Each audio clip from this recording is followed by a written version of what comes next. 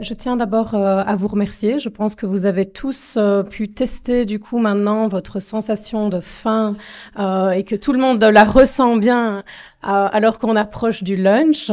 Je remercie vraiment nos orateurs pour leurs exposés excellents et je suis vraiment très contente de cette première édition. J'attends et j'espère que quand ça passera au niveau des DIA, vous pourrez également prendre quelques minutes de votre temps pour répondre à l'évaluation, nous donner votre feedback et voir comment on peut améliorer ça pour les années prochaines.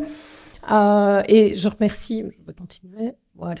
J'avais préparé quelques slides de conclusion, mais je vais aller vraiment très très vite et je pense que ça a été assez signalé ce matin.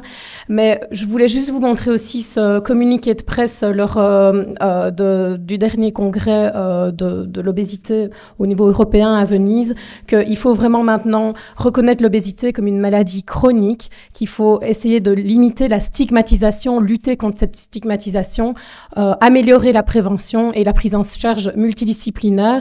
Et je ne sais pas pourquoi, moi je ne sais pas changer les...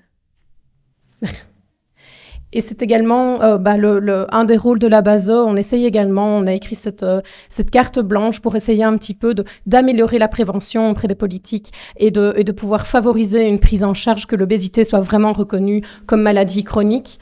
Sur le site de la BASO, vous retrouverez également, c'est disponible gratuitement, le dernier consensus de 2020 pour la prise en charge, l'évaluation, le traitement du surpoids et de l'obésité. Et donc, pour ceux qui seraient intéressés de savoir un petit peu plus, d'aller plus loin dans ce qu'on a discuté également aujourd'hui, vous pouvez avoir accès à ça gratuitement sur le site. Je voulais juste dire que c'est vrai que je ne sais pas revenir en arrière, mais qu'actuellement, on voit qu'il y a de plus en plus de traitements qui se développent, qu'actuellement, c'est vrai que la chirurgie bariatrique reste une option et reste le traitement le plus efficace dans la prise en charge de l'obésité. L'avenir nous dira pour la suite ce qu'il en est de tous ces nouveaux médicaments qui se développent, mais que je pense qu'au final, il n'y a pas une solution qui existe. C'est une prise en charge qui doit être discutée de façon multidisciplinaire, avec plusieurs options qui sont disponibles pour chaque patient, discuter au cas par cas. Et je pense que c'est là, et je suis vraiment contente de voir toutes les spécialités représentées aujourd'hui. C'est vraiment notre rôle, c'est d'accompagner le patient dans cette prise en charge multidisciplinaire pour l'aider à battre et à combattre cette maladie. Juste pour conclure, je voulais dire, soyez positifs et scientifiques avec vos patients. Il faut éviter la stigmatisation. Il faut penser comorbidité et leur impact. La classification d'Edmonton a vraiment toute son importance et il ne faut pas juste se baser sur des valeurs et uniquement d'IMC. Pensez multidisciplinaire et pensez chronique. Attention, il y a des rebonds et les patients doivent lutter toute leur vie. On sait que maintenant, une perte pondérale de 10%, c'est faisable, mais une perte de 20% du poids, c'est également réaliste avec les traitements qu'on a actuellement.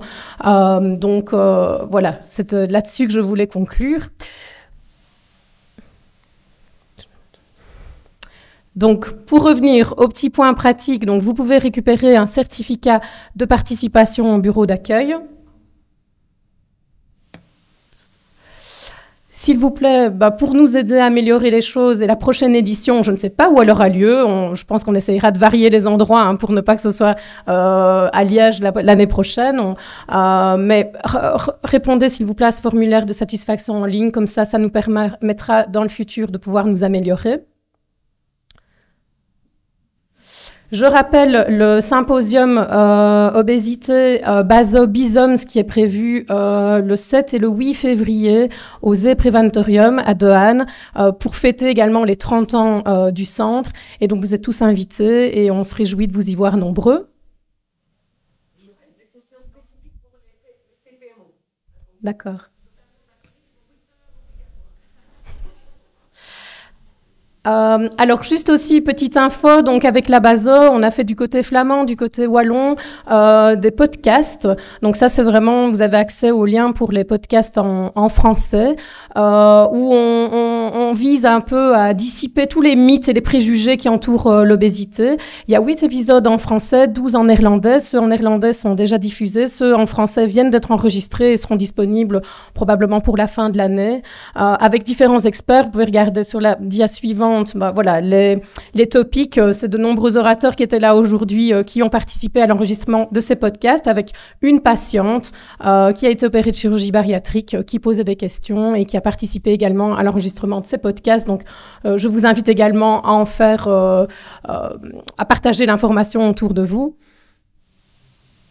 Suivez-nous sur les réseaux sociaux et n'hésitez pas à partager quand il y a des événements. Je remercie encore une fois les sponsors pour leur soutien financier pour l'organisation de cet événement ce jour. Je pense que ça a été un franc succès. Je vous remercie tous pour votre attention et je vous souhaite un bon appétit et on est disponible pendant le lunch pour encore discuter autour du sujet.